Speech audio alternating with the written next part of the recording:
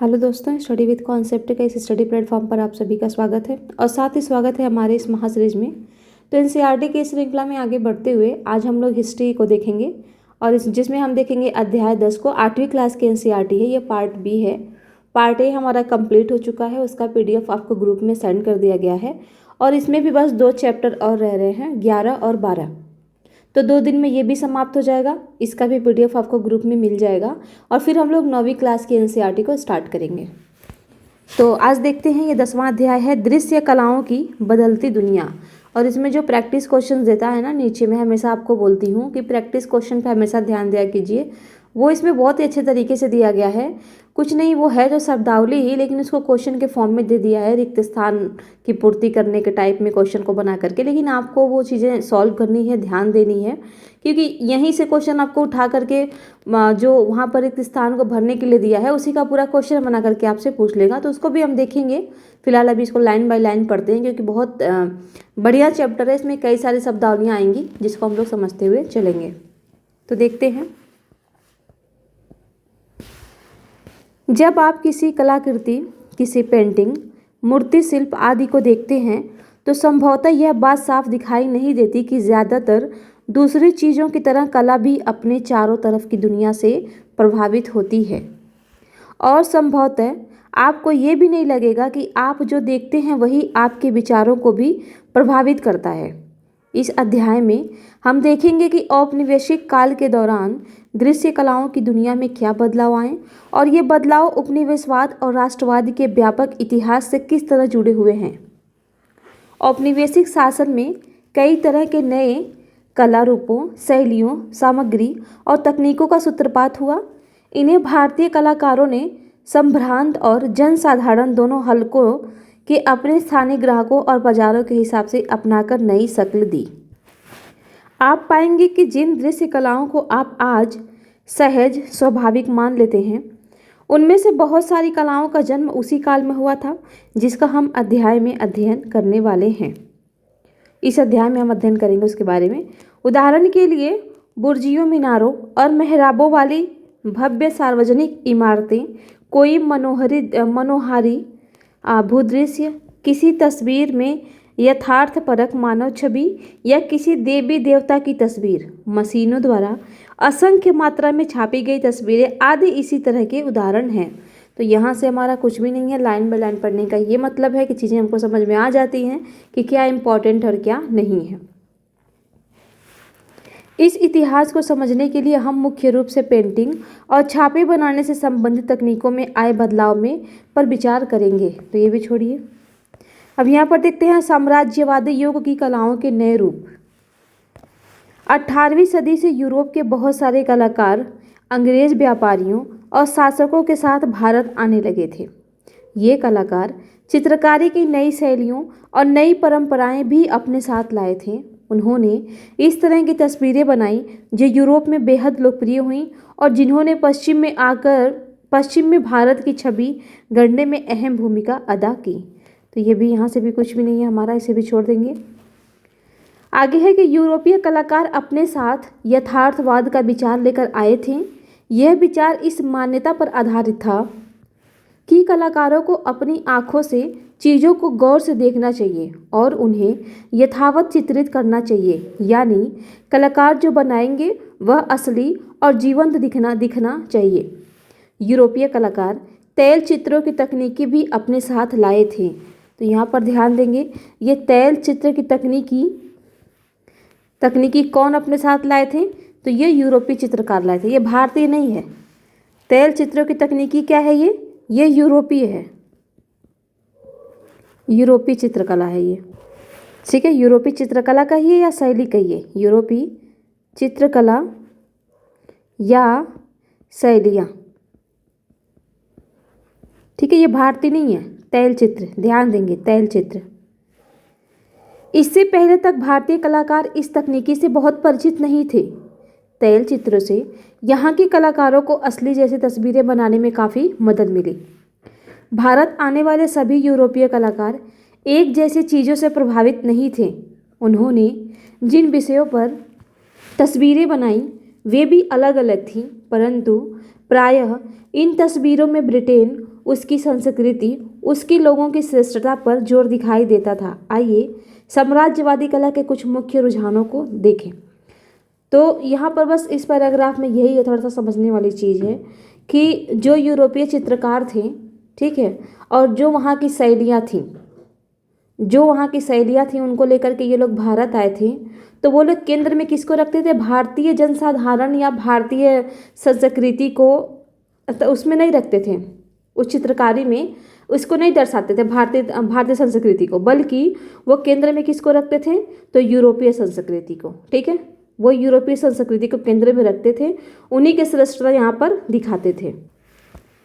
आगे देखते हैं मनोहारी दृश्यों की चाह। एक प्रचलित साम्राज्यवादी परंपरा मनोहारी भूदृश्यों को चित्रित करने की थी। यहाँ मनोहारी का अर्थ क्या है? दरअसल इस तरह की चित्र शैली में भारत को एक ऐसे अनूठे भूप्रदेश के रूप में चित्रित किया जाता था जिसकी ब्रिटिश कलाकार सैलानियों को पड़ताल करनी थी। इसका भूदृश्य उबड़ खाबड़ तथा जंगली और मानवीय हाथों से अनछुआ दिखता था। टॉमस डेनियल और उनके भतीजे विलियम्स डेनियल इस परंपरा के सबसे प्रसिद्ध चित्रकार रहे हैं। वे 1785 में भारत आए और कलकत्ता से उत्तरी और दक्षिणी भारत की यात्रा करते हुए 7 साल तक यहाँ रहे। उन्होंने भारत में ब्रिटेन के नवविजित प्रदेशों की कुछ बेहद आकर्षक तस्वीरें बनाई हैं।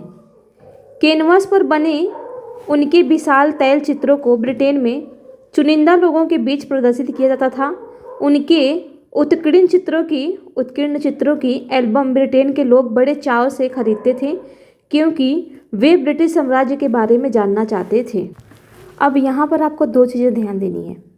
एक तो यहाँ पर कह रहा है कि जो ये मनोहारी चित्रकला था, मनोहारी, ठीक है, तो ये भी कौन लाए थे? ये विलियम डेनियल, यानी ये भी क्या था?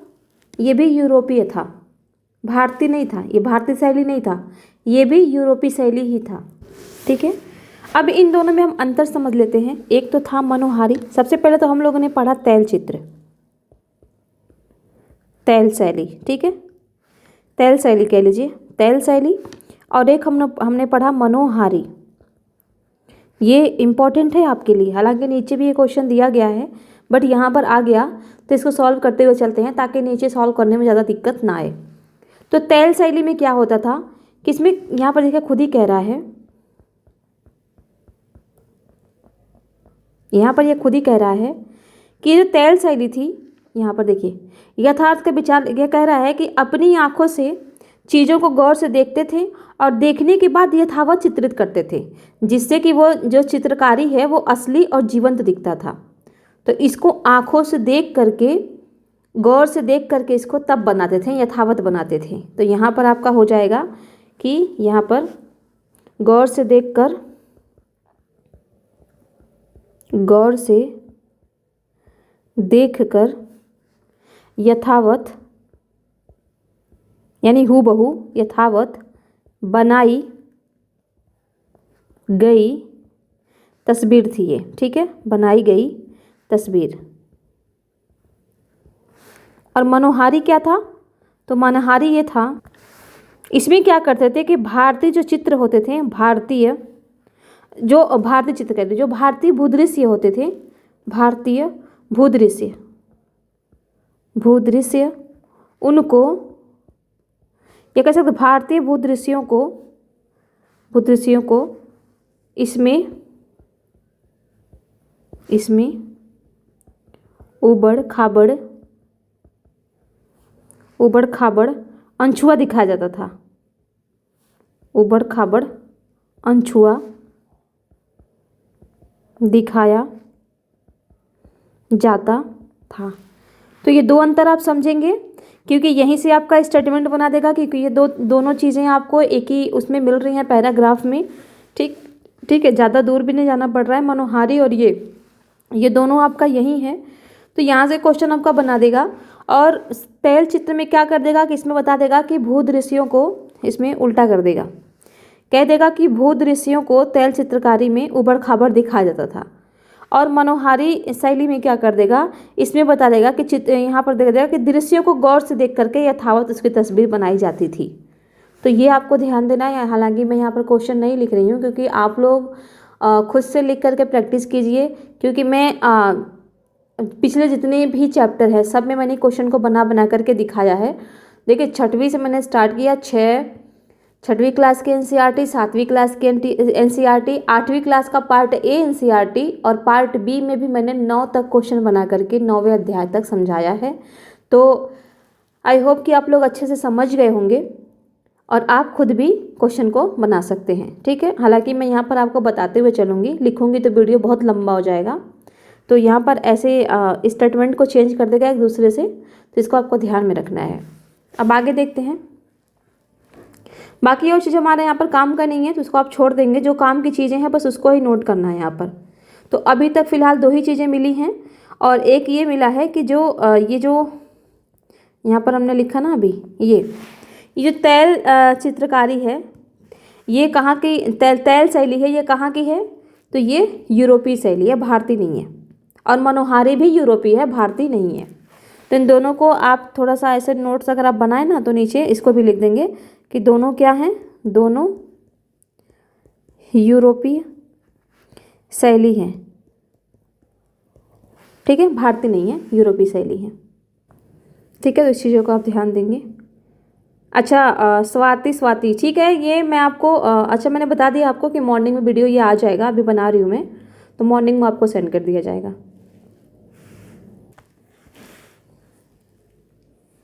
ठीक है, चित्र 2 में ये बताया गया है कि डेनियल बंधुओं द्वारा बनाए गए नैनाभिराम चित्रों का एक बढ़िया उदाहरण है।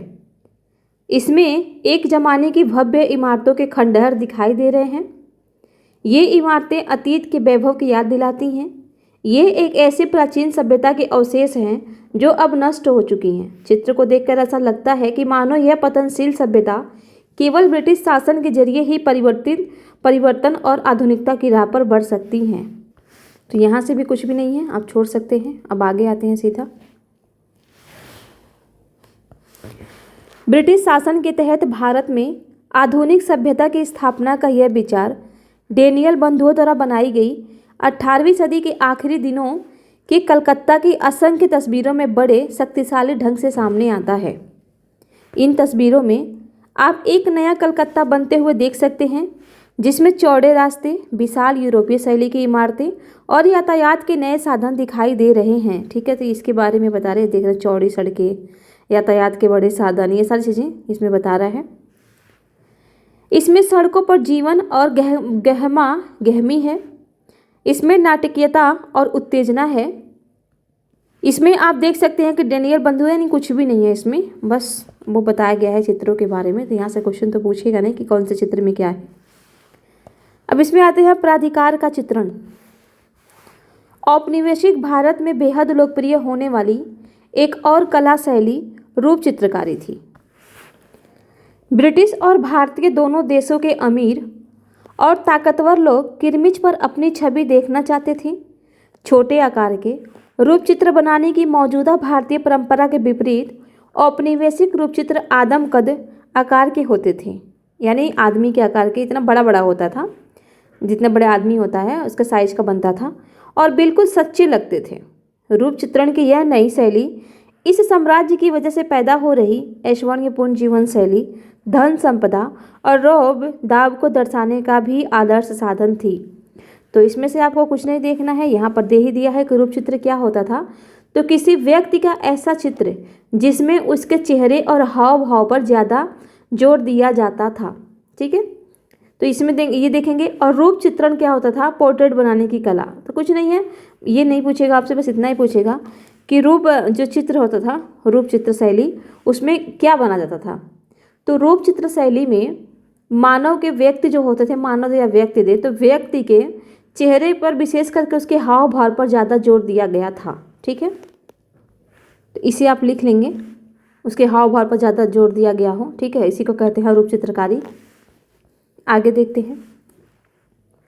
जैसे जैसे रूप चित्रकारी लोकप्रिय होती गई, बहुत सारे यूरोपियन रूप चित्रकार लाभदायक काम की तलाश में भारत आने लगे। योहान जोफनी यूरोप से आने वाले सबसे प्रसिद्ध चित्रकारों में से थे। उनका जन्म जर्मनी में हुआ था और वे बाद में इंग्लैंड जाकर बस गए थे। 1780 के दशक के मध्य में वे 5 साल के लिए भारत आए थे। ये चित्र 4-5 में बता रहा है। लंबे चौड़े लॉन को भी देख सकते थे। इनमें भारतीय को दब्बू और कमतर हैसियत में दिखाया गया है। वे अपने गोरे स्वामियों की सेवा कर रहे हैं, जबकि अंग्रेज को श्रेष्ठतर और मालिकों के अंदाज में दिखाया गया है। वे अपने कपड़ों का प्रदर्शन कर रहे हैं, शाही अंदाज में खड़े हैं या दम्भ पूर्वक बैठे हुए हैं और ऐश्वर्य भरा जीवन जीते हैं। भारतीय लोग ऐसे चित्रों के केंद्र में कभी नहीं दिखते थे। वे आमतौर पर धुंधली पृष्ठभूमि में ही दिखाई देते थे। तो यहाँ से भी आपको कुछ भी नहीं है, बस इतना ध्यान देंगे कि ये जो आदम कद जो चित्र था ये रूप चित्र, ठीक है। और ये ध्यान देंगे कि जो रूप चित्र था, ये रूप चित्रकारी थी, ये भारतीय था, ब्रिटिश भारतीय था, ठीक है। यहाँ पर एक शब्द दिया हुआ है कि ये जो रूप चित्र था, छोटे आकार के रूप चित्र बनाने की मौजूदा भारतीय परंपरा, यानी जो रूप चित्र था ये भारतीय तो था, लेकिन भारत में इस रूप चित्र के अंतर्गत छोटे चित्र बनते थे, ठीक है। यहाँ देखिए आकार के होते थे। यहाँ पर कह रहा है कि बनाने की मौजूदा, ये कहता है छोटे आकार के होते थे भारत में, लेकिन जब ये लोग अपना चित्र बनवाने लग गए तो ये उस रूप चित्र को क्या कर दिए कि आदम कद का बनवाने लग गए, यानी बड़े आकार में खुद को बिल्कुल खड़ा करके, और कहते हैं ना कि यहाँ पर कह रहा है कि शाही अंदाज में प्रदर्शन करना, अपने वस्त्रों को दिखाना, अपने राजा मालिक होने का घमंड को इस तरीके से दिखाते थे वे कि हम ही मालिक हैं। तो इस तरीके से उन्होंने आदम कद में इस चित्र को तब्दील कर दिया था। तो ये भारतीय ही, ठीक है। तो इतना आप ध्यान रखेंगे। ये हो गया। इसमें देख लेते हैं, गवर्नर जनरल हेस्टिंग्स और उसकी पत्नी का बेलवेडेयर एस्टेंट की पृष्ठभूमि बनाया गया पोर्ट्रेट योहान जोफनी द्वारा, छोड़िए कुछ भी नहीं है। कलकत्ता के ओरियाल एवं डैशवुड परिवारों का चित्र, ये भी छोड़िए, कुछ भी नहीं है, यहाँ भी बिल्कुल छोड़ सकते हैं आप। आगे है कि आप देख चुके हैं कि किस तरह अंग्रेजों ने भारतीय दरबारों में अपने रेजिडेंट तैनात किए और राजाओं की ताकत को नज़रअंदाज करते हुए किस तरह वे रियासतों का शासन नियंत्रित करने लगे। कुछ नवाबों ने इस दखल अंदाजी का विरोध किया, जबकि कुछ ने अंग्रेजों की राजनीतिक और सांस्कृतिक श्रेष्ठता को स्वीकार कर लिया। वे अंग्रेजों के साथ मेलजोल चाहते थे और उनकी शैलियों और रुचियों को अपनाना चाहते थे। मोहम्मद अली खान इसी तरह के एक नवाब थे।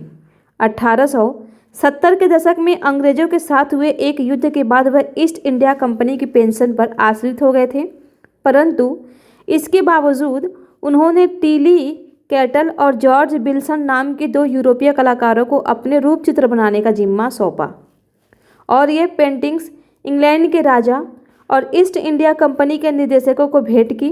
नवाब मोहम्मद अली अपनी राजनीतिक सत्ता गंवा चुके थे, परंतु इन रूप चित्रों में वह खुद को एक शाही और रोबीले अंदाज में देखकर खुश हो सकते थे। चित्र 6 में विल्सन द्वारा बनाए गए उनके चित्र को देखिए। आप समझ सकते हैं कि नवाब किस मुद्रा में चित्र बनवा रहे हैं और अपने शाही अंदाज को उन्होंने किस तरह दर्शाया। बस कुछ नहीं, अंग्रेज़ों का खुमार इन पे भी आ गया था।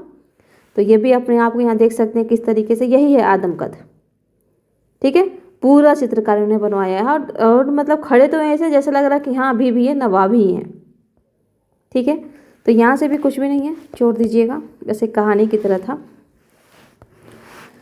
अब है इतिहास को चित्रित करना। साम्राज्यवादी कला की एक और श्रेणी थी जिसे इतिहास की चित्रकारी कहा जाता था।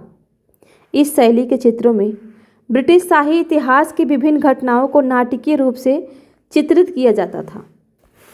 18वीं सदी के आखिर और 19वीं सदी के शुरुआती सालों में इस तरह की चित्रकारी को भारी सम्मान की नज़र से देखा जाता था और वह काफ़ी लोकप्रिय थी।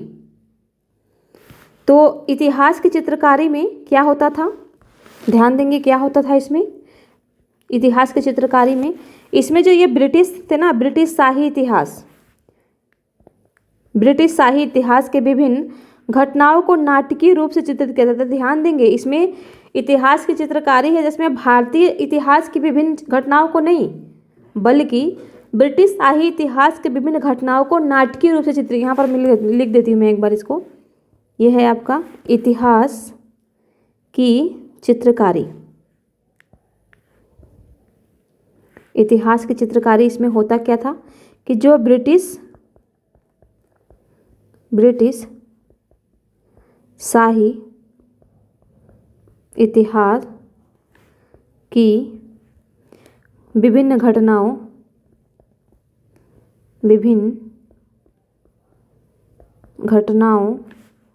को नाटकीय रूप से चित्रित किया जाता था। और मनोहारी में क्या होता था, तैलचित्र में क्या होता था, वो हम देख चुके हैं। तो यहाँ पर मिलान के लिए भी आपको दे देगा 1 2 3, अभी आगे और भी मिलेंगे। और साइड में ये लिख देगा आपका, फिर पूछेगा कि आप भी तो देख रहे हैं कैसे दे रहा है, केवल 1 जोड़ी सही, केवल 2 जोड़ी सही। तो क्या यहाँ से क्वेश्चन आपका नहीं बन सकता? बहुत आराम से क्वेश्चन बनाएगा, केवल 1 जोड़ी सही, केवल 2 जोड़ी सही। क्योंकि क्या करेगा, इन्हीं को उठाएगा यहाँ पर और 2 3 को सही मिला देगा और एक आध को क्या करेगा कि इसमें कर देगा, 1 2 को सही मिलाकर 1 2 को इसमें कर देगा, फिर आप कंफ्यूज जाएंगे। और ऐसे क्वेश्चनों को आप तभी सॉल्व कर पाएंगे जब आपको एग्जैक्ट क्वेश्चन वो आंसर पता हो, क्योंकि इसमें आपका कोई तुक्का नहीं लगने वाला। तो ये जो अभी जो नया ट्रेंड आया है ना, यूपीएससी ने अपनाया है, केवल 2 जोड़ी सही, केवल 1 जोड़ी सही, केवल 2 जोड़ी सही, केवल 3 जोड़ी सही, केवल 1 जोड़ी सही। तो अब ये इस तरीके के ही क्वेश्चन को उठाएगा जहाँ पर आपके 3 4 ऑप्शन बनने की संभावना हो। ठीक है, तो इसको आप अच्छे से बाकायदा सारों को एक साथ लिख करके, एक जगह लिख करके अच्छे से प्रैक्टिस करेंगे। और साथ में साइड में क्या करेंगे आप कि क्वेश्चन को भी लिख लेंगे। एक पेज पे ये करेंगे, दूसरे पेज पे क्वेश्चन बनाएंगे कि हाँ इस तरीके से पूछेगा। आगे देखते हैं 18वीं सदी के आखिर और अच्छा हो गया ये, तो यहाँ पर हो गया हमारा, निकल गया जो हमारा काम का था। आगे देखते हैं अगले पैराग्राफ में। भारत में अंग्रेजों की जीत ब्रिटेन के इतिहास चित्रकारों के लिए एक उपयोगी सामग्री थी। ये चित्रकार मुसाफिरों के ब्यौरों और रेखाचित्रों के आधार पर ब्रिटिश जनता को दिखाने के लिए भारत में ब्रिटिश कार्यवाहियों की सुंदर छवि तैयार करने की कोशिश करते थे। इन तस्वीरों में भी अंग्रेजों का यशगान होता था। उनकी सत्ता, उनकी विजय, उनकी श्रेष्ठता इन चित्रों के केंद्र में थी। इन इतिहास चित्रों में से एक शुरुआती चित्र 1762 में फ्रांसिस हेमेन द्वारा बनाया गया था, जिसे लंदन स्थित वॉक्सहॉल गार्डन में सार्वजनिक प्रदर्शन के लिए रखा गया था। कुछ नहीं, ये देख सकते हैं आप, मतलब अपने दिखाएंगे भाई। उस टाइम पे जब यही शासन कर रहे थे और भारत के मालिक बन बैठे थे, राजा बन बैठे थे, तो जाहिर सी बात है अपने आप को ही केंद्र में रखेंगे, अपने आप को श्रेष्ठ दिखाएंगे, शक्तिशाली दिखाएंगे। ठीक है, तो वही चीज़ है, इसमें ज़्यादा दिमाग लगाने की ज़रूरत नहीं थी। वैसे छोड़ दीजिए, इसको मत लिखिएगा आप लोग। आगे है कि अंग्रेजों ने कुछ ही समय पहले प्लासी के युद्ध में सिराजुद्दौला को हराकर मीर जाफ़र को मुर्शिदाबाद का नवाब बनाया था। तो ध्यान देंगे, ये काफ़ी अच्छे तरीके से हम लोगों ने पढ़ लिया था। प्लासी के युद्ध में सिराजुद्दौला को हरा करके मीर जाफ़र को मुर्शिदाबाद का नवाब बनाया था। और ये जो मीर जाफ़र था, ये क्या था? कठपुतली शासक था। ये मीर जाफ़र था जो, वो कठपुतली शासक था। इसने क्या किया कि अंग्रेज़ों को पैसा देना बंद कर दिया, परेशान हो गया था। तो फिर अंग्रेज़ों ने इसको हटा करके किसको बनाया था? फिर मीर कासिम को बनाया, मीर कासिम को बनाया। और मीर कासिम ने क्या किया कि मुर्शिदाबाद से हटा करके राजधानी मुंगेर बना लिया। ठीक है, तो इसे भी उन्होंने क्या किया, मतलब इसको मारने के लिए गए तो ये भाग गया। और भाग करके जा करके शुजाउद्दौला से मिल गया, शाह आलम द्वितीय का साथ लिया और आ करके क्या किया? हमला किया, जिसको कहते हैं बक्सर का युद्ध। युद्ध हुआ दोनों के बीच में, अंग्रेजों और इनके बीच में बक्सर का युद्ध हुआ। कब हुआ? 1764 में। और इसमें ये जो 3 महाशक्ति थी, कह सकते हैं 3, एक तो स्वयं मीर कासिम था। ठीक है, मीर कासिम। प्लासी के युद्ध में कौन कौन साथ थे? एक तो मीर कासिम, अवध का नवाब अवध का नवाब शुजाउद्दौला, ठीक है, शुजाउद्दौला और शाह आलम द्वितीय। और इसमें क्या हुआ कि इन तीनों महाशक्ति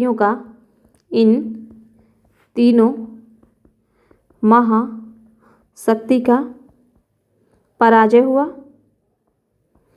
और जब पराजय हुआ तो 1765 में अंग्रेजों को दीवानी अधिकार प्राप्त हो गए, ठीक है। और अंग्रेजों की तरफ से जो था वो हेक्टर मुनरो था। हेक्टर ये भी पूछ लेता है कि बक्सर के युद्ध में अंग्रेजों का नेतृत्व, अंग्रेजी सैनिक का नेतृत्व किसने किया था? तो हेक्टर मुनरो ने किया था, मुनरो। और मुनरो के बारे में आप लोग अच्छी तरीके से जानते होंगे क्योंकि हम लोग पिछले एनसीईआरटी के वीडियो में पढ़ चुके हैं। 7वीं में है या 8वीं पार्ट ए में है, काफ़ी अच्छे तरीके से हमने समझ लिया है। तो अगर आप स्टार्टिंग से फॉलो करते हुए आ रहे होंगे तो ये सारी चीज़ें आपको बहुत अच्छे तरीके से समझ में आ रही होंगी। ये इसके बाद क्या हुआ, क्या रणनीति अपनाई, ठीक है, सहायक संधि क्या होता है, सारी चीज़ें उसमें बता दी गई हैं। और यहाँ पर तो मैं बस आपको समझाने के लिए बताई हूँ इतना, ठीक है। अब आगे देखते हैं, ठीक है। तो ये तो हो गया आपका। अंग्रेजों को यह जीत साजिश से मिली थी, बिल्कुल, क्योंकि ये मीर जाफ़र था, इसने सिराजुद्दौला को धोखा दे दिया था, इसलिए इसको हार हुई इसकी। और साजिश में मदद देने वाले गद्दार मीर जाफ़र को नवाब का ओहदा तोहफे में दिया गया। इससे पहले समझौता कर लिया गया था कि अगर आपने धोखा दिया, वो हार गया, तो अगला जो नवाब के पद पर जो बैठेगा वो आप ही होंगे, तो इसने धोखा दे दिया था। हेमेन द्वारा बनाए गए चित्र में आक्रमण और जीत के इस दृश्य को नहीं दिखाया गया है। इसमें मीर जाफ़र और उनके सैनिकों द्वारा प्लासी के युद्ध के बाद लॉर्ड क्लाइव की अगवानी का दृश्य दिखाया गया है। तो कुछ भी नहीं है, जो समझने वाली चीज़ थी हमने समझ लिया, यहाँ पर आप छोड़ सकते हैं। ये बस वही है, ये देखिए अगवानी कर रहा है, यही है, ठीक है, ये क्लाइव है।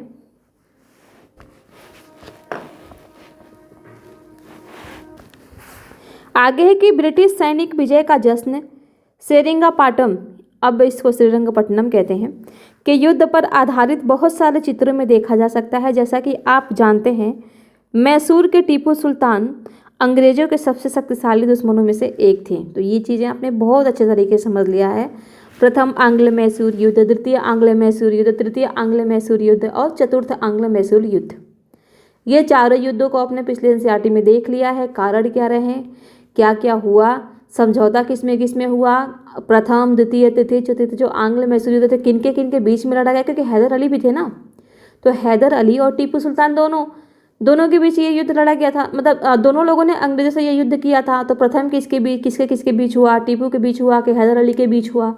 तो ये सारी चीज़ें आपको बाकायदा में समझा दिया गया है और क्वेश्चन ले करके भी समझा दिया गया है। तो यही वजह है कि यहाँ से हम केवल शब्दावलियाँ उठा रहे हैं। जितने भी इस चैप्टर से संबंधित क्वेश्चन हैं वो सारे क्वेश्चन का आप लोग अच्छे से जा करके पिछले वाले वीडियो में देख सकते हैं, ठीक है। कब इनकी मृत्यु हुई थी, कब श्रीरंगपट्टनम की संधि हुई थी, किसकी सहायता से इन्होंने शस्त्रागार जो है वो बनाया था, निर्माण किया था, ये सारी चीज़ें उसमें टोटल A to Z बता दी गई हैं। आगे है कि आखिरकार 1799 में सेरिंगापाटम की प्रसिद्ध लड़ाई में उनकी हार हो गई, इसी में उनकी मृत्यु हो जाती है, ठीक है। युद्ध के दृश्य के चित्र के बारे में बता रहे हैं। इसमें अंग्रेज टुकड़ियाँ किले पर चारों तरफ से धावा बोल रही हैं, यानी इस चित्र में बता रहा है, ठीक है। ये किला है और ये अंग्रेज, ये देखिए किला है, ये यहाँ से यहाँ तक, और ये अंग्रेज टुकड़ियाँ हैं जो कि घेर रही हैं, ठीक है। अंग्रेज सिपाही टीपू के सिपाहियों को टुकड़े टुकड़े कर रहे हैं, दीवारें फांद रहे हैं, टीपू के किले के ऊपर ब्रिटिश झंडा फहरा रहे हैं। यह चित्र जबरदस्त उथल पुथल और ऊर्जा से भरपूर है। यह पेंटिंग इस घटना को नाटकीय रंग में पेश करती है और अंग्रेजों की जीत का गौरव गान कर रही है। तो कुछ भी नहीं है, इसे भी हटाइए। आगे देखते हैं। साम्राज्यवादी ऐतिहासिक चित्रों ने शाही फतह की लोक स्मृतियां गढ़ने का भी प्रयास किया। उनकी कोशिश थी कि भारत और ब्रिटेन दोनों जगह अंग्रेजों की जीत आम जनता की स्मृति में बनी रहे। उनका मानना था कि इस तरह वे अंग्रेजों को अजय और सर्वशक्तिशाली साबित कर सकते हैं। तो कुछ भी नहीं है, हटा दीजिए। अंग्रेज फौजों का नेतृत्व करते हुए टीपू के दुर्ग पर धावा बोलने वाले जनरल बेयर्ड को इस चित्र के बीचों बीच विजय भाव के साथ दर्शाया गया है। लालटेन से बेयर्ड पर रोशनी पड़ रही है जिसमें वह सबको दिखाई दे रहे हैं। बाएं कोने पर टीपू का शव पड़ा है जो नीम अंधेरे में है। टीपू की फौजें हार चुकी हैं, उनके शाही कपड़े फाड़कर फेंक दिए गए हैं। यह पेंटिंग मानो ऐलान कर रही है कि जो अंग्रेजों का विरोध करेंगे उनका यही हश्र होगा। तो इसमें भी कुछ नहीं है, थोड़ा सा बस यही ध्यान रखेंगे जो चतुर्थ आंग्ल मैसूर युद्ध हुआ था वो टीपू सुल्तान और ये जो था ना ये जनरल वो था बेयर्ड, जनरल बेयर्ड के बीच में हुआ था। तो चतुर्थ आंग्ल मैसूर युद्ध है, चतुर्थ आंग्ल मैसूर युद्ध है ये, चतुर्थ आंग्ल मैसूर युद्ध कब हुआ था? तो 1799 में। यहाँ पर अपडेट देख सकते हैं, ये देखिए, ठीक है। किसके किसके बीच हुआ? तो टीपू सुल्तान और जनरल बेयर्ड तथा उसकी सेना के साथ। ठीक है, इतना ही आप यहाँ से नोट डाउन करेंगे, बाकी आप छोड़ सकते हैं। आगे है दरबारी कलाकारों का क्या हुआ। जो कलाकार अब तक लघु चित्र बना रहे थे उनका क्या हुआ। भारतीय दरबारों में मौजूद चित्रकारों ने शाही कला के इन नई परंपराओं पर किस तरह की प्रतिक्रिया दी। विभिन्न दरबारों से हम विभिन्न रुझान देख सकते हैं। मैसूर में टीपू सुल्तान ने न केवल जंग के मैदान में जाकर अंग्रेजों से लोहा लिया बल्कि उनकी सांस्कृतिक परंपराओं का भी विरोध किया। वह स्थानीय परंपराओं को प्रोत्साहन देते रहे। सेरिंगापाटम स्थित उनके महल की दीवारों पर स्थानीय कलाकारों द्वारा बनाए गए भित्ति चित्र लगे होते थे। चित्र 10 में इसी तरह के एक भित्ति चित्र दिखाई दे रहा है। इस तस्वीर में 1780 में पोलीलूर में हुए उस प्रसिद्ध युद्ध का जश्न मनाया जा रहा है जिसमें टीपू और हैदर अली ने अंग्रेज फौजों को धूल चटाई थी। तो अब यहाँ से देखिए, आप यहाँ से 3 चीज़ें हैं जो आप नोट डाउन कर सकते हैं। सबसे पहला तो यही कि जो भित्ति चित्रकारी है ये है भारतीय है, यूरोपीय नहीं है। और लघु चित्रकारी भी, तो ये दोनों क्या है? ये दोनों आपके भारतीय हैं, ये ध्यान रखेंगे। और ये ध्यान रखेंगे यहाँ पर जो दिया हुआ है कि पोलीलूर का युद्ध है कब हुआ था। तो पोलीलूर का युद्ध हुआ था 1780 में। यहाँ पर अगर मैं लिख दूँ, यही आपको लिखना है नोट में। पोलीलूर का युद्ध कब हुआ था? तो हुआ था 1780 में। किसके बीच हुआ था? तो हैदर अली जो कि टीपू सुल्तान के पिता थे, टीपू सुल्तान प्लस अंग्रेजी फौजों के बीच, अंग्रेजी फौजों के बीच। इसमें इसकी पराजय हुई थी, किसकी? अंग्रेजों की पराजय हुई थी। तो इतने सारी चीज़ें आपको यहाँ से नोट डाउन करनी है। और अगर आप टीपू सुल्तान के बारे में लिख रहे हैं मेंस में, तो टीपू सुल्तान ने क्या बढ़िया काम किया, तो उसमें आप ये भी पॉइंट लिख सकते हैं कि टीपू सुल्तान के द्वारा स्थानीय परंपराओं को प्रोत्साहन दिया गया। तो कैसे दिया गया? उदाहरण आप देख सकते हैं यहाँ पर भित्ति चित्र के माध्यम से। ठीक है, वे उनकी महल की दीवारों पर स्थानीय कलाकार द्वारा बनाए गए भित्ति चित्र लगे होते थे। ये इतना शानदार एग्जाम्पल है कि शायद ये एग्जाम्पल आपको कहीं ना मिले। तो टीपू सुल्तान, अगर मैं यहाँ पर लिख दूँ टीपू सुल्तान, और यहाँ पर आपको लिखना है इनकी उपलब्धियों के बारे में, उपलब्धियों, ठीक है, या फिर कार्यों। ठीक है, तो यहाँ पर आप क्या लिख सकते हैं? इनके द्वारा, यहाँ पर इनके द्वारा स्थानीय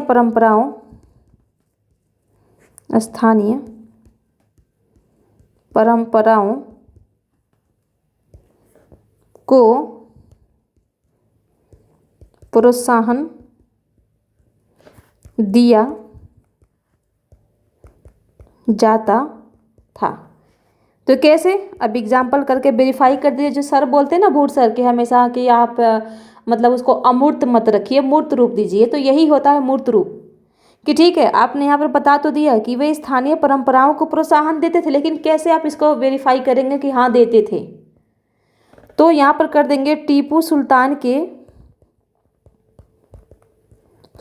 के महल की दीवारों पर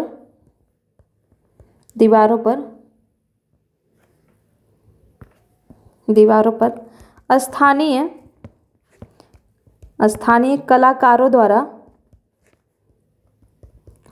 द्वारा बनाए गए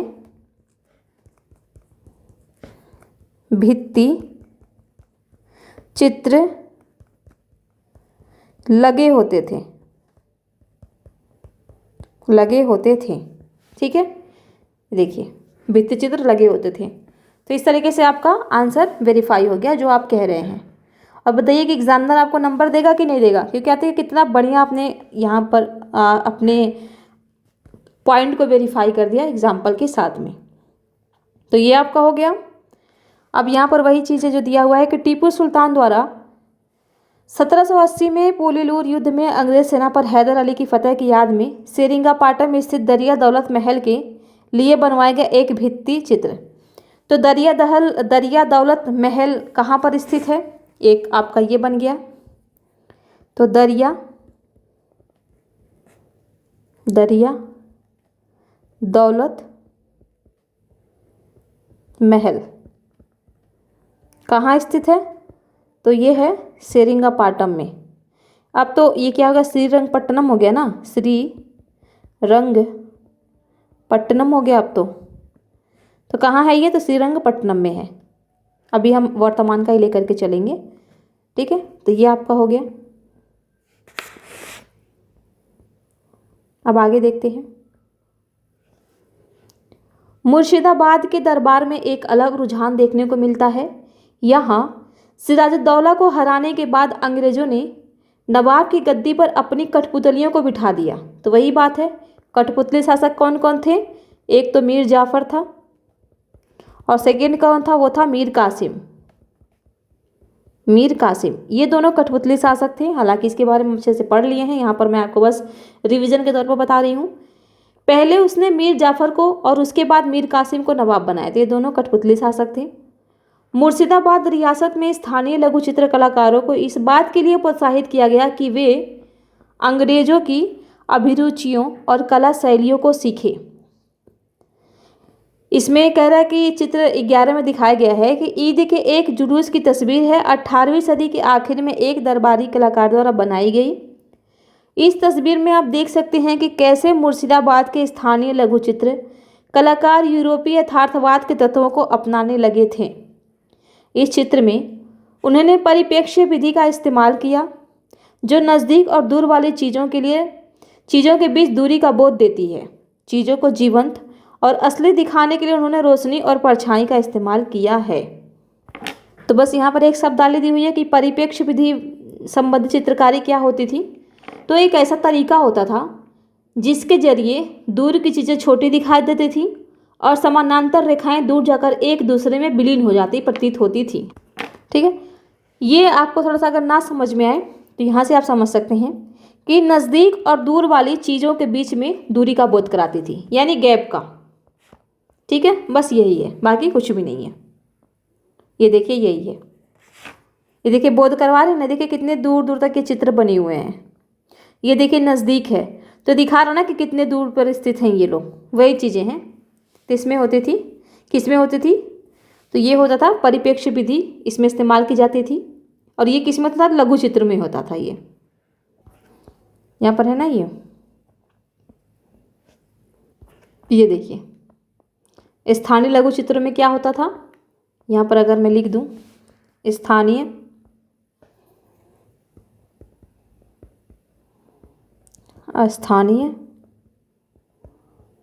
लघु चित्र, इसमें क्या बनाया जाता था, तो दूर और नज़दीक स्थित चित्रों, चीज़ों या वस्तुओं, स्थित वस्तुओं में दूरी का स्पष्ट विभाजन या बोध कराया जाता था। बस इतना ही है। और इसी को क्या कहते हैं? इसी को परिप्रेक्ष्य विधि कहते हैं। ठीक है, ये हो गया आपका। तो इतना ही आपको नोट डाउन करना है, बाकी आपको छोड़ देना है। और ये भी ध्यान देंगे, ये जो परिप्रेक्ष्य विधि था ये भी भारतीय था।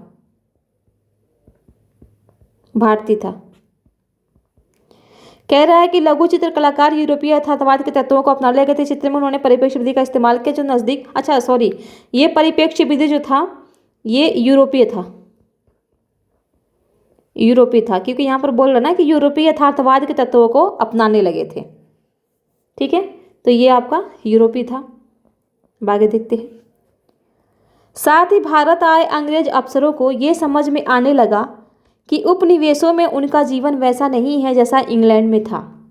लिहाजा वे भी ऐसी तस्वीरें बनाना चाहते थे जिनके सहारे वे भारत को समझ सके। वे भारत में अपने जीवन के यादगार के तौर पर ऐसी चीज़ें चाहते थे जिन्हें पश्चिमी दुनिया के सामने पेश कर सके। इस प्रकार हम देखते हैं कि स्थानीय कलाकार स्थानीय पौधों और जानवरों की ऐतिहासिक इमारतों और स्मारकों की, त्योहारों और जुलूसों की, व्यवसायों और दस्तकारी की, जाति और समुदायों की पेंटिंग बनाने लगे। ईस्ट इंडिया कंपनी के अफसर इन तस्वीरों को बड़े शौक से अपने संग्रह में जोड़ लेते थे। इन चित्रों को कंपनी चित्रों के नाम से जाना जाता है। तो अब यहाँ पर एक चीज़ होगा कि कंपनी चित्र क्या होता था। कंपनी चित्र, तो इस कंपनी चित्र में क्या होता था कि अंग्रेज अफसरों के द्वारा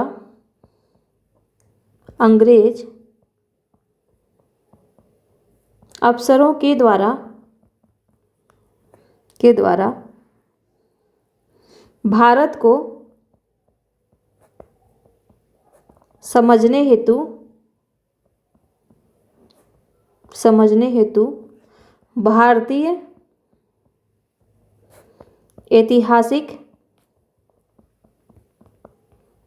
ऐतिहासिक इमारतों,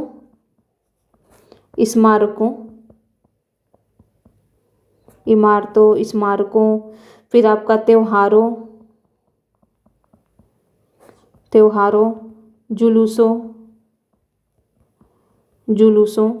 व्यवसायों, जाति, समुदाय की पेंटिंग्स बनाई जाती थी।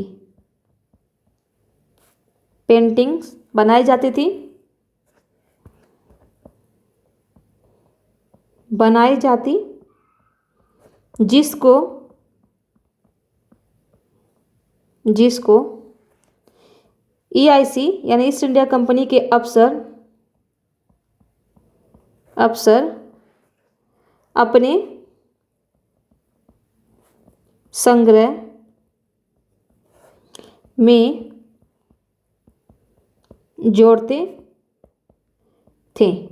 ठीक है, जोड़ते थे। ठीक है, तो ये होता था आपका कंपनी चित्र। अब आगे देखते हैं। परंतु सभी कलाकार दरबारी चित्रकार नहीं थे। वे सभी नवाबों के लिए चित्र नहीं बनाते थे। आइए देखें कि दरबार के बाहर क्या चल रहा था। तो बस यहाँ से एक ही चीज़ था जिसको हमने अच्छे से लिख लिया, और यहाँ पर कुछ नहीं है, इसे भी आप छोड़ सकते हैं। अब यहाँ देखते हैं।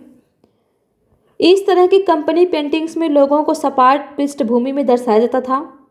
इन चित्रों से इस बात का अंदाज़ा नहीं होता था कि ये लोग किस सामाजिक परिवेश में जीते या काम करते थे। ये चित्र केवल ऐसे महत्वपूर्ण पहलुओं को इंगित करते थे जिनके जरिए विभिन्न लोगों और समुदायों को बाहर के लोग आसानी से पहचान सकते हैं। जिस तरह कंपनी के चित्रों में विभिन्न प्रकार के भारतीय पौधों, पक्षियों और पशुओं को दर्शाया जाता था, उसी तरह मनुष्यों को भी विभिन्न व्यवसायों, जातियों और संप्रदायों को नमूने के रूप में ही चित्रित किया जाता था। तो कुछ भी नहीं है, छोड़ सकते हैं। अब यहाँ पर देखते हैं नई भारतीय लोक कला। 19वीं शताब्दी में भारत के बहुत सारे शहरों में एक नई लोक कला विकसित हुई। बंगाल में कालीघाट स्थित मंदिर एक महत्वपूर्ण तीर्थ स्थान था। वहाँ के स्थानीय गांव में रहने वाले खर्रा चित्रकार, जिन्हें पटुआ कहा जाता था, और मिट्टी के बर्तन बनाने वाले पूर्वी भारत में कुमोर और उत्तरी भारत में कुम्हार एक नई कला शैली विकसित करने लगे। वे आसपास के गांवों से 19वीं सदी के शुरुआत में कलकत्ता गए थे। उस समय कलकत्ता एक वाणिज्यिक और प्रशासकीय केंद्र के रूप में फैल रहा था। नए नए औपनिवेशिक कार्यालय खुल रहे थे, नई इमारतों और सड़कों का निर्माण चल रहा था, नए बाजार खुल रहे थे, शहर में तरह तरह के नए मौके पैदा हो रहे थे जहां आकर लोग कमा खा सकते थे। ग्रामीण कलाकार भी नए ग्राहकों और नए संदर्शकों की उम्मीद में शहर में आकर बसने लगे। तो यहाँ पर ये सब आप छोड़ सकते हैं, बस यहाँ पर ये ध्यान रखेंगे कि जो खर्रा चित्र होता था क्या होता था। तो खर्रा चित्रकारी कागज के लंबे रोल पर बनाई गई पेंटिंग जिसे लपेटा जा सकता था। खर्रा चित्र कई तरह के हो सकते थे, लेकिन इस अध्याय में हम केवल खर्रा पेंटिंग की बात कर रहे हैं। ठीक है, तो यहाँ पर देखिए ये खर्रा चित्रकारी कहाँ विकसित हुई थी। तो ये बंगाल के कालीघाट में विकसित हुई। खर्रा चित्रकारी विकसित कहाँ? बंगाल के कालीघाट में। कालीघाट में। दूसरा यहाँ पर दिया है पटुआ। तो पटुआ क्या होते थे? पटुआ का संबंध किससे होता था? तो ये जो पटुआ होते थे, पटुआ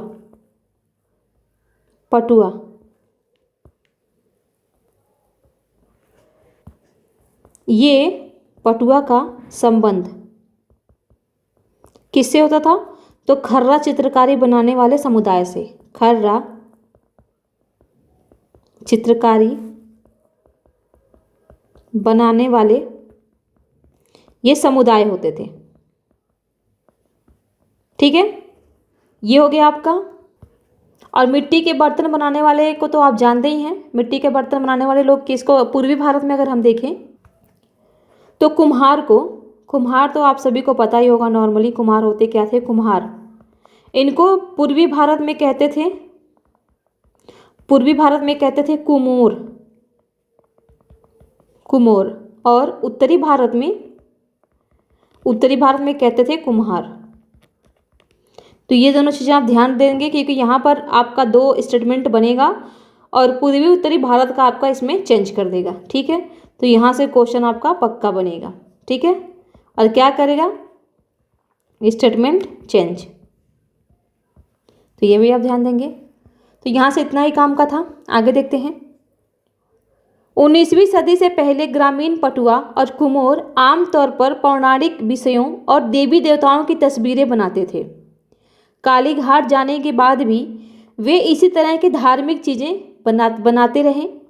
परंपरागत रूप से खर्रा चित्रों की छवियां गोलाकार नहीं बल्कि सपाट हुआ करती थीं। तो ये भी ध्यान देंगे कि जो अभी हम देख लेंगे, यहाँ पर नोट कर लेंगे कि खर्रा चित्रकारी की विशेषताएं क्या होती थी।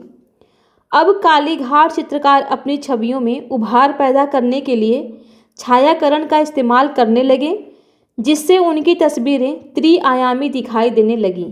परंतु अभी भी उनकी तस्वीरें यथार्थपरक और जीवंत नहीं थीं। दरअसल शुरुआती कालीघाट चित्रों में मुखर सुनियोजित यथार्थवादी शैली स्पष्ट दिखाई देती है, जिसमें छवियां विशाल और शक्तिशाली थीं। उनमें रेखाओं, विवरणों और रंगों का न्यूनतम प्रयोग किया गया था। तो अब यहाँ पर अगर हम लिखें कि जो खर्रा चित्रकारी थी उनके बारे में, खर्रा चित्रकारी,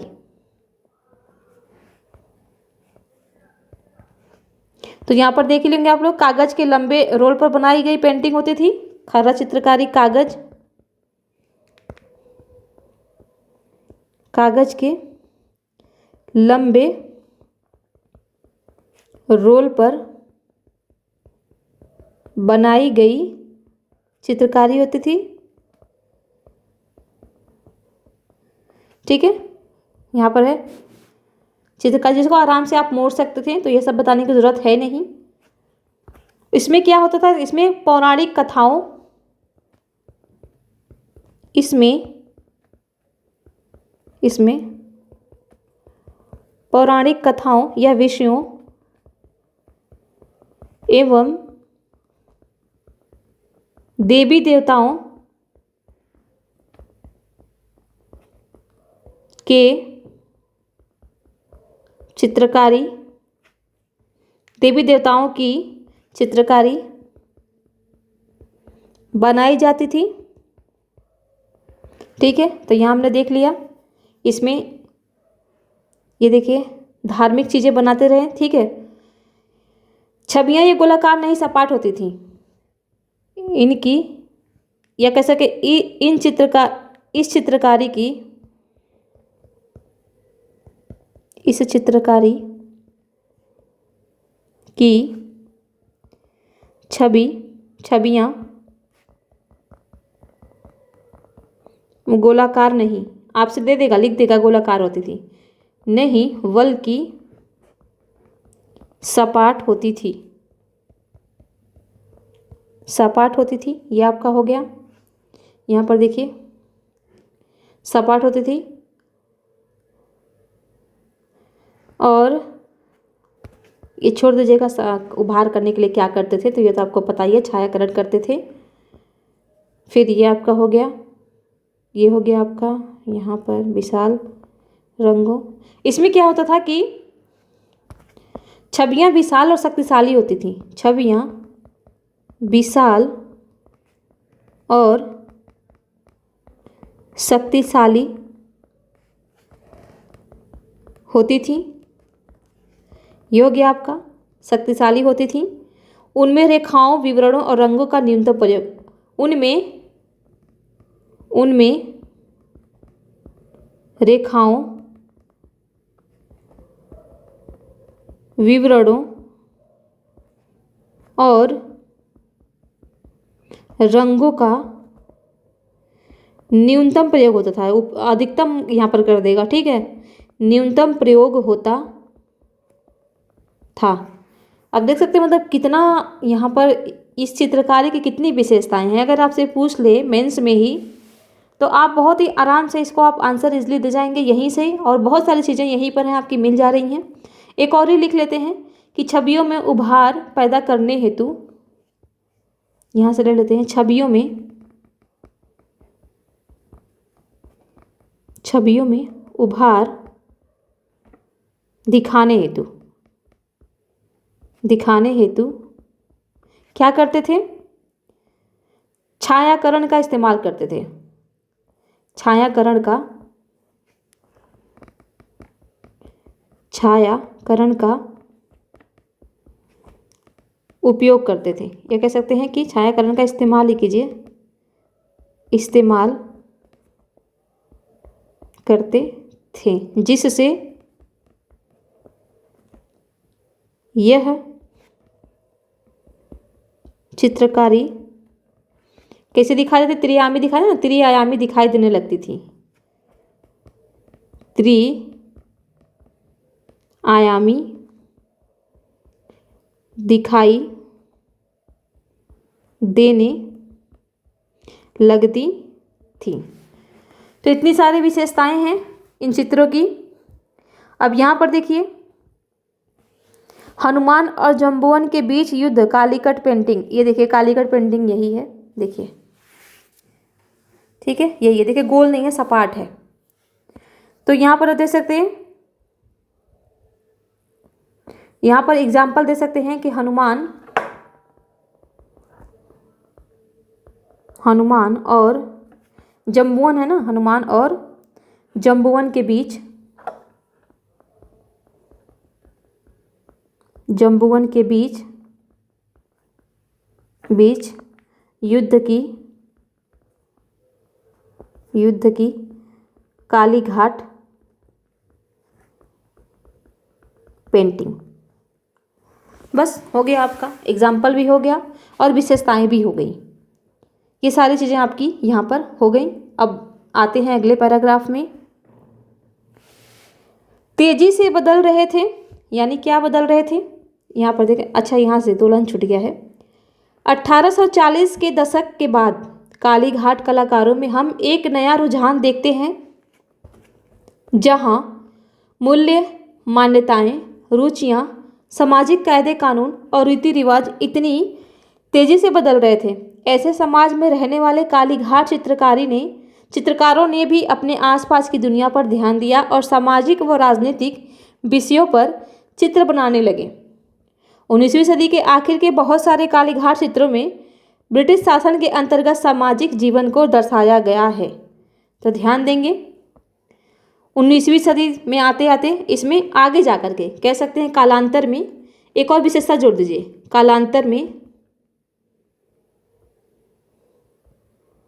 कालांतर में इन चित्रों में क्या कर रहा है यहाँ पर, इन चित्रों में सामाजिक व राजनीतिक विषयों पर भी चित्र में, या कह सकते हैं कि राजनीतिक विषय भी शामिल हो गए।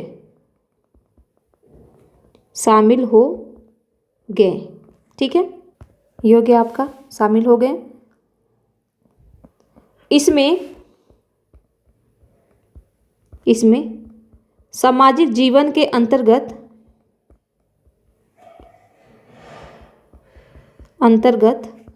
ब्रिटिश शासन के अंतर्गत, सॉरी, इसमें ब्रिटिश शासन के अंतर्गत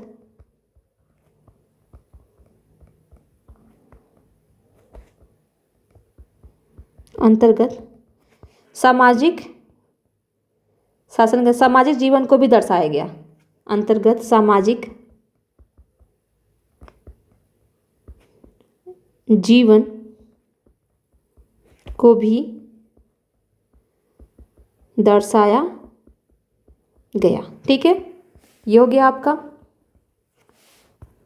तो क्वेश्चन आपसे ये भी पूछ सकता है कि निम्नलिखित में से किन चित्रों में यूरोपियों के सामाजिक जीवन को दर्शाया गया है। तो काली घाट के चित्रों में दर्शाया गया है, ये भी ध्यान देंगे। नीचे क्वेश्चन दिया गया है, इसको हम प्रैक्टिस के तौर पर देखेंगे। आगे देखते हैं। अपने चित्रों के माध्यम से ये कलाकार अक्सर इन नए बदलाव का उपहास करते थे। अंग्रेजी भाषी और पश्चिमी आदतों में रंगे साहिबों की तरह सजे सिगरेट पीते या कुर्सियों पर बैठे लोगों के इन नए शौकों का मजाक उड़ाते थे। उन्होंने पश्चिमी रंग में रंगे बाबू का मजाक उड़ाया, भ्रष्ट पुजारियों की आलोचना की और औरतों को घर से बाहर न निकलने की सलाह दी। ये कलाकार अक्सर अमीरों के खिलाफ आम आदमी के गुस्से और सामाजिक तौर तरीकों में आ रहे आमूल बदलाव के प्रति बहुत सारे लोगों में पैदा हो रहे भय को अभिव्यक्त करते थे। तो यहाँ से भी आपका कुछ भी नहीं है, छोड़ सकते हैं। काली घाट तस्वीरों में बहुत सारी बड़ी संख्या में छापकार बाजारों में भी बेची गई। शुरुआत में ये तस्वीरें लकड़ी के तख्तों पर खुदाई करके बनाई जाती थीं। इन खुदे हुए ठप्पों पर स्याही लगाकर उन्हें कागज पर दबाया जाता था और इस तरह लकड़ी के ठप्पों से जो छापे बनते थे उन पर हाथ से रंग भर दिए जाते थे। इस तरह एक ही ठप्पे से बहुत सारी तस्वीरें बनाई जा सकती थीं। 19वीं सदी के आखिर तक भारत के विभिन्न भागों में प्रिंटिंग प्रेस लाई जाने लगी थी, जिनमें और भी ज़्यादा संख्या में चित्र छापे जा सकते थे। इन तस्वीरों को बाजार में बहुत कम कीमत पर बेचा जाता था, यहाँ तक कि गरीब लोग भी इसे खरीद सकते थे। तो यहाँ से भी कुछ भी नहीं है, कोई शब्दावली नहीं है जिसे आप छोड़ सकते हैं। बस इसको एक बार ऐसे ही पढ़ लीजिएगा कहानी की तरह। आगे है, लोकप्रिय तस्वीर केवल गरीब ग्रामीण काली घाट चित्रकारों द्वारा ही नहीं बनाई जा रही थी। अक्सर मध्यवर्गीय चित्रकारों ने भी प्रिंटिंग प्रेस लगाए और बाजार के लिए चित्र तैयार किए। उन्हें जीवन अध्ययन, तैल चित्रकारी और छापे बनाने की नई विधियों का ब्रिटिश कला संस्थानों में प्रशिक्षण दिया जाता था। कलकत्ता आर्ट स्टूडियो 19वीं सदी के आखिर के कलकत्ता में स्थापित की गई सबसे सफल प्रिंटिंग प्रेसों में से एक थी। एक प्रेस में प्रसिद्ध बंगाली व्यक्तियों के साथ साथ पौराणिक पात्रों को भी आदमकद तस्वीरें बनाई जाती थीं। ये पौराणिक तस्वीरें यथार्थपरक होती थीं। इन तस्वीरों की पृष्ठभूमि में आकर्षक भूदृश्य, पहाड़ियाँ, झीलें, नदियाँ और जंगल होते थे। दुकानों और सड़क पर लगी अस्थायी दुकानों पर आपने प्रचलित कैलेंडरों में हिंदू देवी देवताओं की ऐसी बहुत सारी तस्वीरें देखी होंगी। इन तस्वीरों की विशेषता 19वीं सदी के आखिर में मुख्य रूप से सामने आई। तो यहाँ से भी कुछ भी नहीं है, बस एक बार इसे गो थ्रू हो लीजिएगा आप लोग। अब यहाँ पर देखिए कि हाथी पर बैठा एक शेर का शिकार करता एक अंग्रेज, काली घाट पेंटिंग है ये, तो इसे भी आप छोड़ सकते हैं। जीवन अध्ययन यहाँ पर दिया है, तो क्या है, कलाकारों के लिए जीवित मॉडलों की मुद्राओं के आधार पर मानव आकृतियों का अध्ययन है जीवन अध्ययन। ये बस थोड़ा सा ध्यान रखेंगे। कुर्सी पर बैठा एक बाबू, काली घाट पेंटिंग, ये भी काली घाट पेंटिंग ही है। तो आप देख सकते हैं कि जितनी भी काली घाट पेंटिंगें हैं, कोई भी पेंटिंग गोलाकार नहीं है, सब सपाट अवस्था में ही बनाए गए हैं और यही इसकी विशेषता है। ये गोलाकार में नहीं होता, ये सपाट में ही होता है। तो यहाँ से भी कुछ भी नहीं है, आप छोड़ सकते हैं। ये भी नल दमयंती की कहानी, एक दृश्य, कलकत्ता आर्ट स्टूडियो, ये छोड़िए। इस तरह की लोकप्रिय तस्वीरें भारत के अन्य भागों में भी बनाई जा रही थीं। राष्ट्रवाद के प्रचार प्रसार के चलते प्रारंभिक 20वीं सदी की जनसाधारण के इस्तेमाल की तस्वीरों में राष्ट्रवादी संदेश दिए जाने लगे थे। जब भूर सिंह सर के द्वारा आपको पॉलिटी पढ़ाया गया होगा, तो जो मौलिक अधिकार हैं उसमें बहुत अच्छे तरीके से आपको बताया गया था कि अभिव्यक्ति के माध्यम क्या क्या चीज़ें हो सकती हैं। तो उनमें इन सारी चीज़ों को भी बहुत अच्छे तरीके से बताया गया है। अगर आप लोगों ने पढ़ा होगा तो यहाँ आपको समझने में कोई प्रॉब्लम नहीं आएगी। ठीक है, इनमें से बहुत सारी तस्वीरों में आप भारत माता को देवी के रूप में देख सकते हैं, जो राष्ट्रीय झंडा लिए हुए होती हैं। इन तस्वीरों में राष्ट्रीय नायक अपना शीश माता के चरणों में चढ़ा रहे होते हैं, जबकि कुछ तस्वीरों में देवी देवता अंग्रेजों का कत्लेआम कर रहे हैं। तो ये तस्वीरें तो आज भी हैं। जब भी 26 जनवरी 15 अगस्त होता है, बच्चे परफॉर्मेंस करते हैं, तो इस तरीके के बहुत सारी तस्वीरें जो होती हैं लगाई जाती हैं। कुछ बच्चे इनका जो है कैरेक्टर भी प्ले करते हैं। तो बहुत ही खूबसूरत तरीके से आज भी इन चीज़ों को दर्शाया जाता है। ठीक है, कलकत्ता आर्ट स्टूडियो द्वारा ये वही है, क्या क्या बनाया गया है। इसको छोड़िए, सीधे यहाँ आते हैं।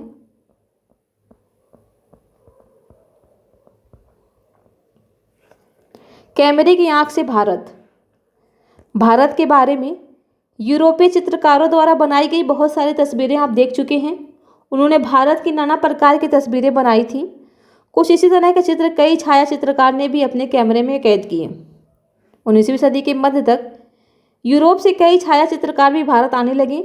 उन्होंने तस्वीरें खींची, स्टूडियो खोले और छाया चित्रकारी की कला को बढ़ावा देने के लिए छाया चित्रकारी से जुड़ी समितियों का गठन किया। इनमें से कुछ ये छोड़ दीजिए, कुछ भी नहीं है इसमें, कोई भी शब्दावली नहीं है, ये भी छोड़ सकते हैं आप,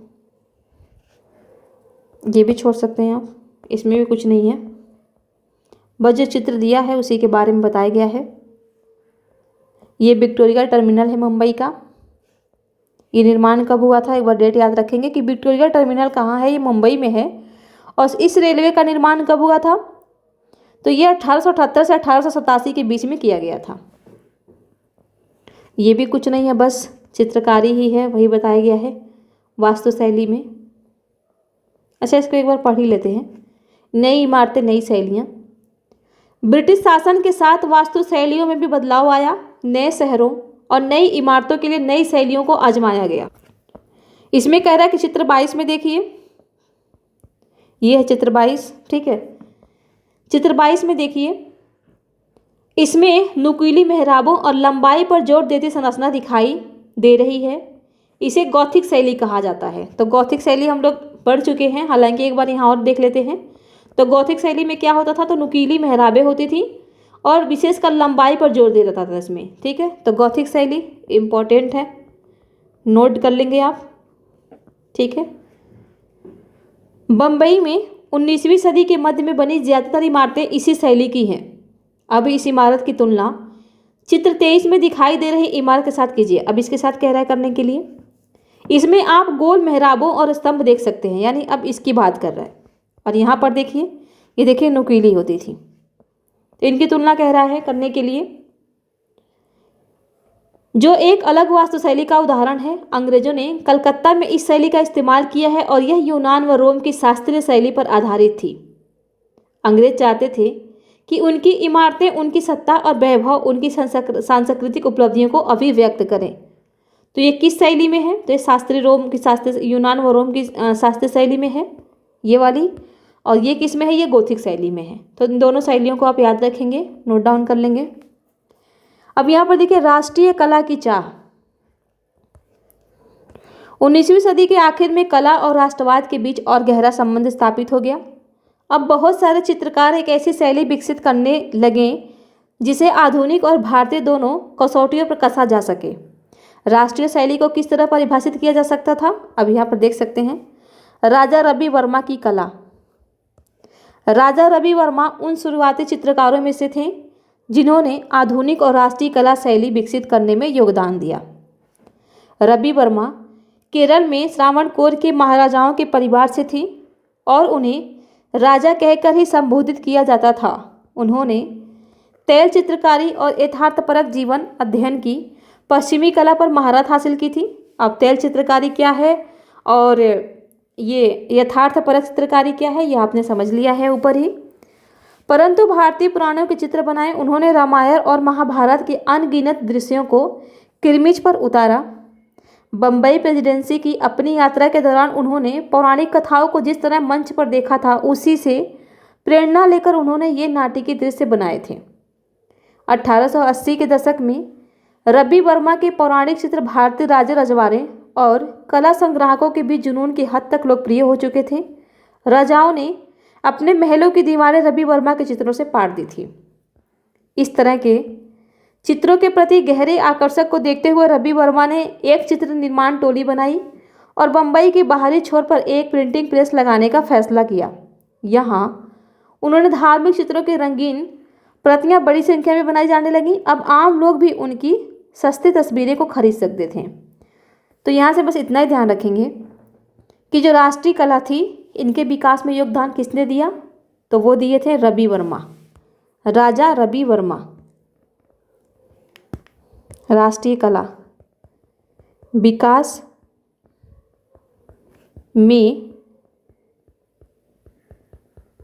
योगदान किसने दिया था? राजा रवि वर्मा, जो कहाँ के थे? केरल के थे।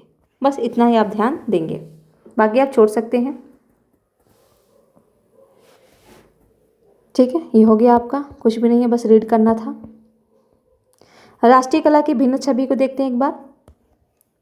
बंगाल में राष्ट्रवादी कलाकारों का एक नया समूह रविंद्रनाथ टैगोर के भतीजे अवनींद्रनाथ टैगोर के इर्द गिर्द जुटने लगा।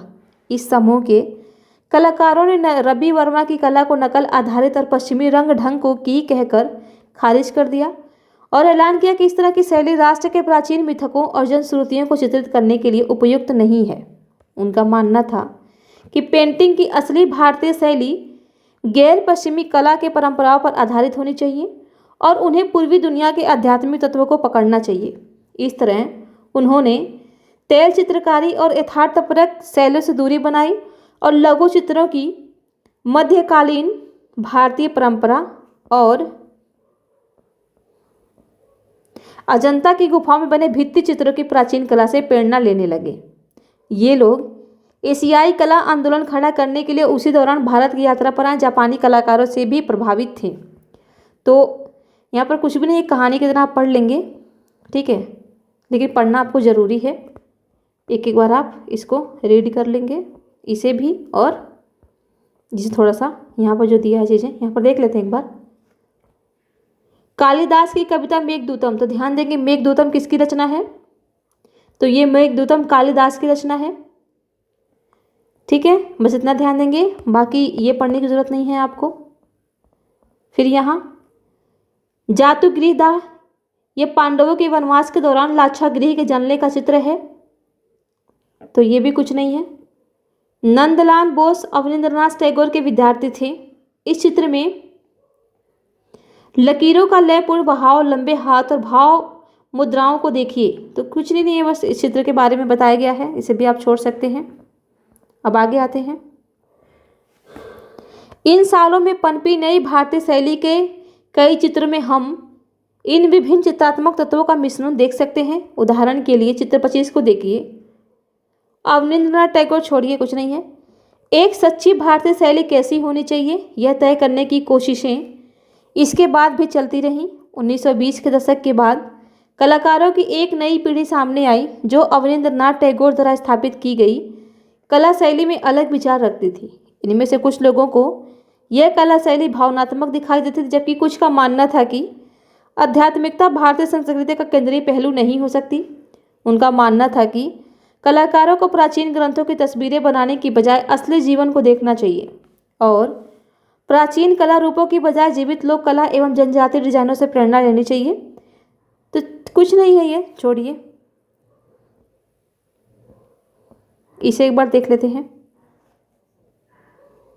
ये जापान में किताब उताब है, तो इसे भी नहीं है कुछ भी, इसे भी आप छोड़ सकते हैं। ठीक है, ये हमारा क्वेश्चन है। यहाँ पर पहला क्वेश्चन है कि जिस कला शैली में चीज़ों को गौर से देखकर उनकी यथावत तस्वीरें बनाई जाती हैं उसे कहा जाता है। तो आप यहाँ पर देख चुके हैं, यहाँ पर यथावत जो तस्वीरें बनाई जाती हैं, मैंने बहुत अच्छे तरीके से यहाँ पर आपको नोट डाउन करके बताया है, ये आप देख सकते हैं। ये देखिए, ये कह रहा है ना कि अपनी आंखों से चीज़ों को गौर से देखकर बनाते थे, तो इसको कहते थे तैल। क्या था ये तैल चित्रकारी थी ना।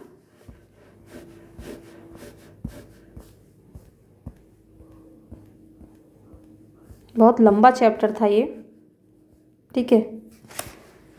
तो उसे तैल चित्रकारी कहा जाता था। तो तैल चित्रकारी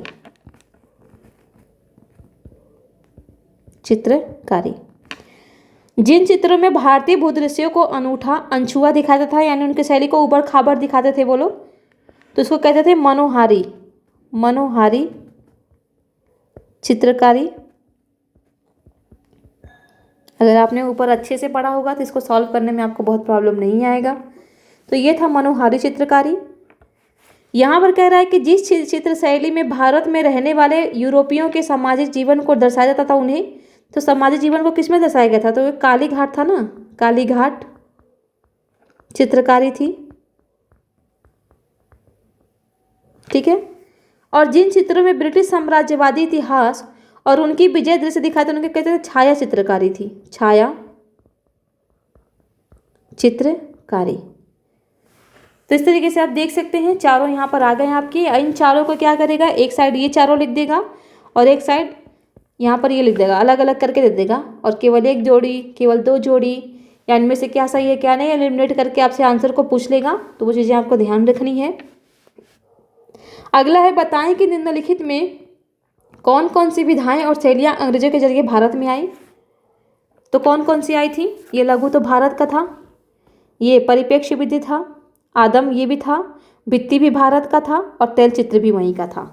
तो ये तीन थे, दो नहीं थे, क्योंकि इसको तो टीपू सुल्तान ने स्थानीय स्तर पर प्रोत्साहित किया था, और लघु चित्रकारी तो भारतीय था। जब ये लोग आए तो आदम का छाया चित्र बनाने लग गए थे, ठीक है। तैल चित्रकारी इन्हीं का था, अच्छे से पहले चीज़ों को देखते थे फिर बनाते थे, जीवंत मतलब दिखता था वो तस्वीर। परिप्रेक्ष्य विद्या का प्रयोग भी इन्होंने ही किया था, ठीक है। यहाँ पर देख सकते हैं परिप्रेक्ष्य विधा का प्रयोग हम लोगों ने देखा है उसको भी। ये तो जीवन अध्ययन हो गया। ये देखिए, ये यूरोपीय था। तो इस तरीके से आपका ये भी हो गया पूरा, ये हो गया आपका। तो ये भी आपका बहुत ही इम्पोर्टेंट है, इन सारी चीज़ों को भी आप अच्छे से देख लेंगे। बाकी ये छोटे छोटे से ये क्वेश्चन है, इनका आप आंसर लिख लेंगे अच्छे से, ठीक है। क्योंकि यहीं से आपकी प्रैक्टिस होती है। अगला चैप्टर है हमारा राष्ट्रीय आंदोलन का संगठन 1870 के दशक से 1947 तक। तो बहुत ही इंपॉर्टेंट चैप्टर है आपका ये भी, ठीक है। तो इसको हम अगले वीडियो में देखेंगे। तो इस वीडियो को यहीं समाप्त करते हैं। आप सभी को बहुत बहुत धन्यवाद।